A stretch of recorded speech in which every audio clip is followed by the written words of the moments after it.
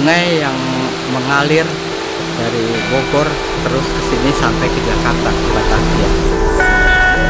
Sebelah barat ini merupakan bagian dari Kastelen, secara total 1.244 hektar, dan itu menjadi wilayah Depok lama.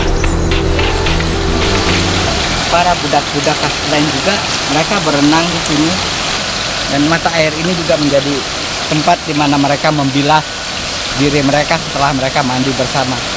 Termasuk saya juga pernah mengalami mandi di sini.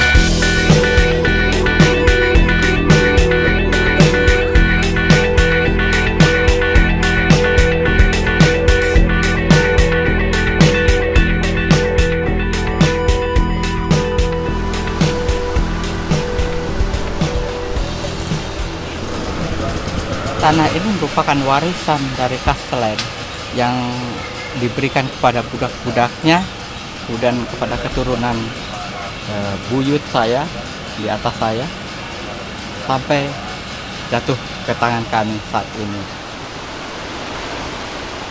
Nah, kalau kita bayangkan apa jadinya kalau mereka tidak memiliki tanah atau warisan tanah dari Kastelen.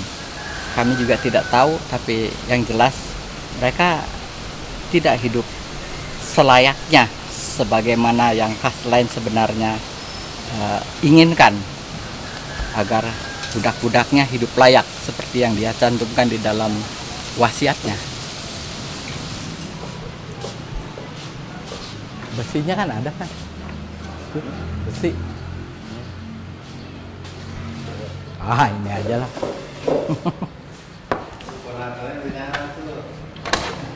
Tempat ini adalah kantor dari Yayasan Cornelis Kastelen, di mana kegiatan kepengurusan yang berkaitan dengan komunal besit yang dimiliki oleh ke-11 marga Depok. Nah, ini prasasti dari ke-12 marga. Bakas, Ishak, Yakob, Yonatans, Yusuf, Lawrence, Leander, Lun, Samuel, Sudira, Tolense, Sadok yang sudah kehilangan keturunannya. Kalau kita melihat dari kepercayaan yang dianut oleh Cornelis Kastelen yang memang menentang perbudakan, Kastelen memerdekakan budak-budaknya sesuai dengan surat wasiat yang dia buat sejak bulan Maret 1713 yang terakhir kali dia buat. Dan kemudian pada tanggal 28 Juni 1714 dia wafat.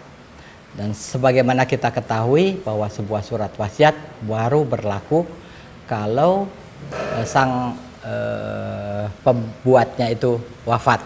Dan sejak itu berlakulah surat wasiat yang pada intinya berisi bahwa dia membebaskan budak-budaknya dari perbudakan. Itu yang utama.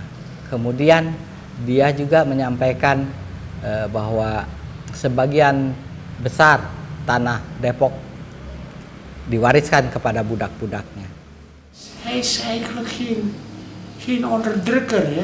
Hij is wel lid van het VOC, maar hij heeft erg veel gedaan over Depok, voor Depok.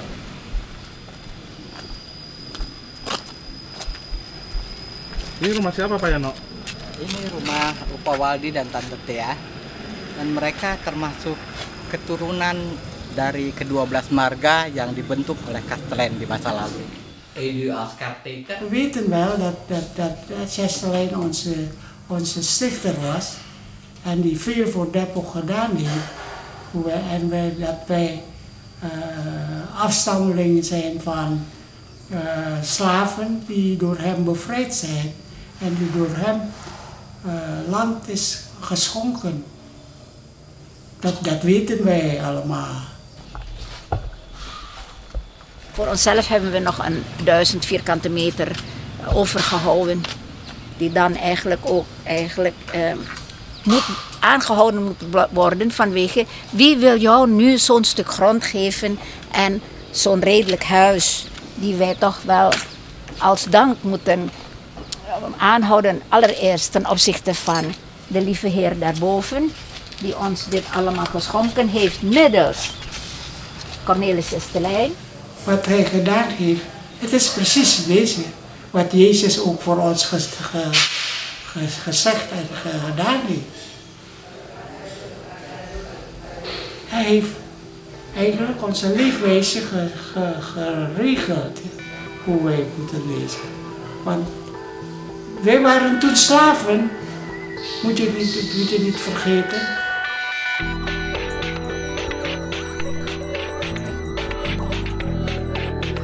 Hij het verbod heeft gedaan dat er geen gronden verkocht worden. Dus het werd tot 200 jaar meer, werden hier gronden verkocht. Pas van de laatste tijd.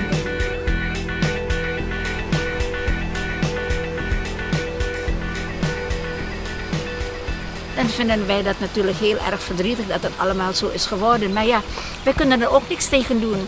De mensen die hebben geld nodig om zich staande te houden vanwege de economische toestand. Vandaar dat ze dus stukje bij stukje gaan verkopen, enkel alleen maar om de kinderen naar school te sturen, om de kinderen naar de universiteit te sturen. En ook anderen die eigenlijk van de middenstand zijn, ja, die moeten het verkopen, namelijk vanwege de grondbelasting is met het jaar wordt het verhoogd, dus dat kunnen ze ook al niet meer aan. Dat ze uiteindelijk gedoemd zijn, als het ware, om dan stukje bij stukje te verkopen, om zich nog staande te kunnen houden.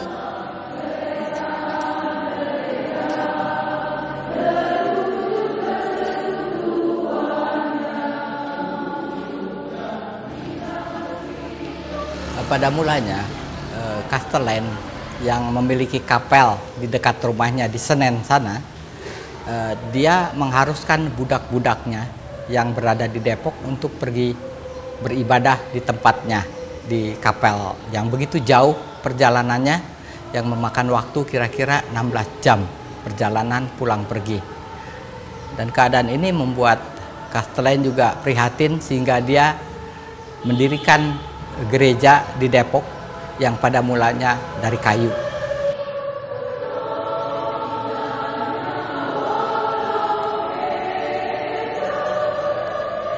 Ayo silahkan masuk. Masuk ya. Dari mana aja nih? Ayo masuk silahkan. Di dalam novel saya yang pertama, saya di sana berbicara tentang sejarah Depok yang pertama kali dibentuk oleh seorang Belanda bernama Cornelis Kastelen. Setting tempat dan orang-orangnya atau orang-orang.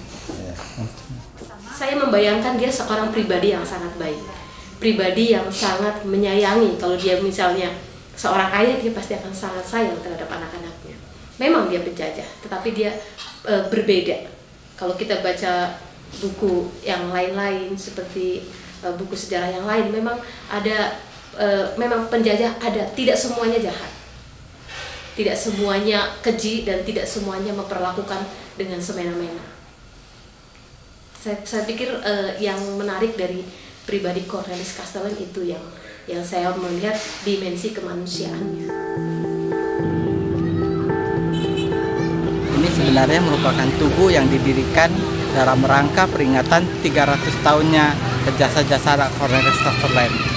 Dan tugu ini sendiri dulunya memiliki tulisan yang tercantum di sana, main intentie tot de Depok en vrije Christen bevolking zal groeien. Dan ini berakibat tidak baik terhadap lingkungan mayoritas, sehingga ini perlu dihentikan untuk sementara. Namun kemudian kira-kira 1 bulan kemudian pemerintah memberikan izin untuk meneruskan ini. Mengenai tulisan belum kami bicarakan lebih lanjut lagi apakah itu masih tetap dibolehkan oleh pihak pemerintah.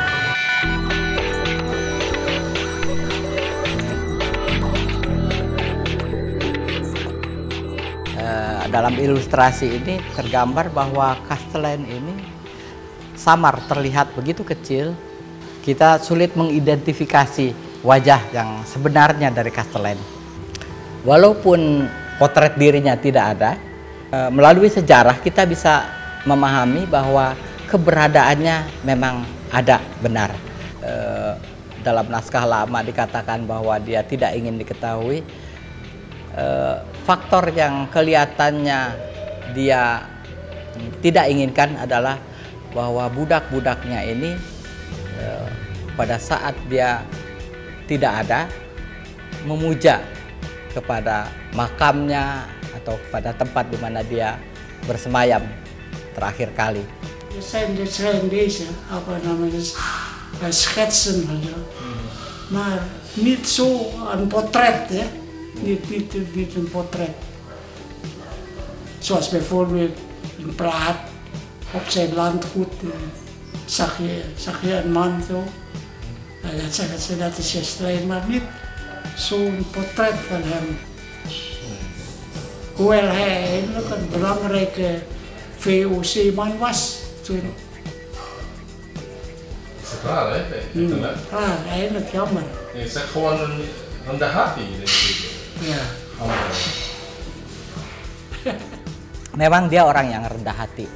Dia orang yang sungguh-sungguh tidak mau menonjol, tetapi dia banyak melakukan hal-hal yang besar di dalam, layaknya satu bentuk pelayanan yang dia lakukan terhadap masyarakat yang dia himpun ini, yaitu Depok.